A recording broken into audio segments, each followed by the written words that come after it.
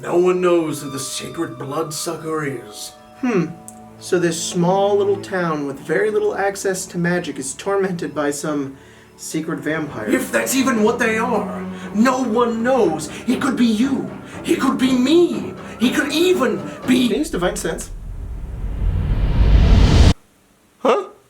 Yeah, Divine Sense. Until the end of my next turn, I know the location of any celestial fiend or undead within 60 feet of me that is not behind total cover. We're really going to be focusing on that undead part because I'll also know the type. So I can cast this number of times equal to 1 plus my charisma modifier, so I can do this like 5 times. So we'll just go around the town, just kind of search around for this undead guy. We'll find him pretty quick, and then I will pump like 80 smites into this dude. Like so many. The amount of smites that are going to go into this guy. I'm going to crit and then smite. Make it a third, fourth level smite, and he's campaign over, idiot.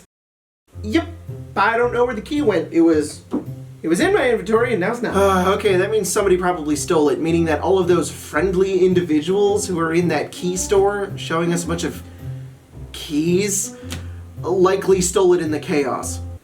The kiosk? Stop. Oh. Well, if anyone has thieves' tools, you could try to pick the lock. And possibly get electrocuted. Hey DM, there were a bunch of keys in that key shop, yeah? Oh, tons. So I saw them? Oh yeah, you could see all of them. But you would never really, truly know which exact key was yours in the moment. They all look so alike, and keen mind. I remember everything. Every key, down to its very grooves. I don't think that's how the feed works. Shh. Don't make me remember something else. The wooden cage slowly begins to descend into the Quipper-filled tank, which jump upwards, snapping their jaws as they land back into the water. The gnome prince inside the cage screams out, "Gods, please help me, do something!" Sorcerer, it's your turn. Don't worry, buddy, and I'm gonna jump in there with him. Acrobatics check. Can I borrow a d20? Thanks. 18. As your tiny body jumps through the air, you land inside the cage right next to your gnome friend. Then I'm gonna cast Dimension Door. Nice! As the door opens, swirling with magic. What? Wild magic triggers. Ooh! Uh-oh. I never intended for this guy to die. He's actually the secret villain, and if they deal substantial damage to him, his disguise is ruined. I've gotta... He turns into a potted plant. Ah, well, now you have a potted plant that's theoretically easier to rescue. And also, a fireball explodes centered on myself. What? Wild magic triggers twice because of the magic item you gave me. And thus I was a folly unto my own self. Woe are the consequences to my actions.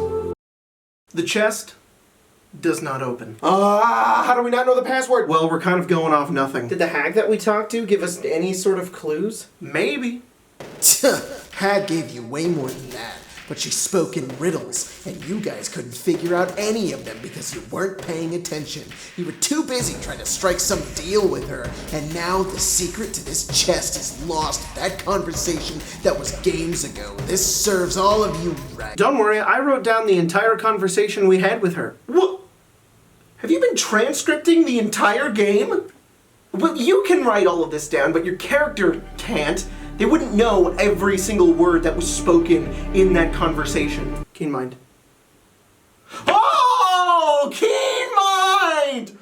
Keen mind! Everybody give it up for Keen mind!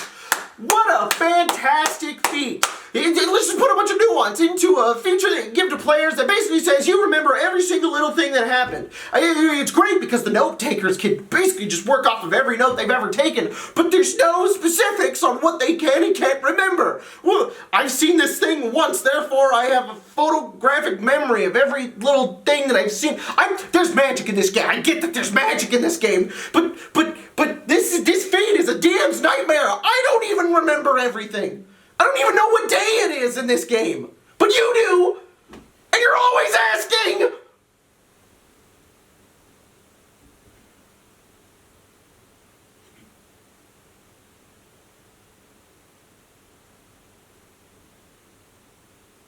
Okay, next skit. And then I'm gonna jump off the cliff. Okay, you take 25 bludgeoning damage as you crunch into the ground. Then I'm gonna take the bag of holding and the portable hole.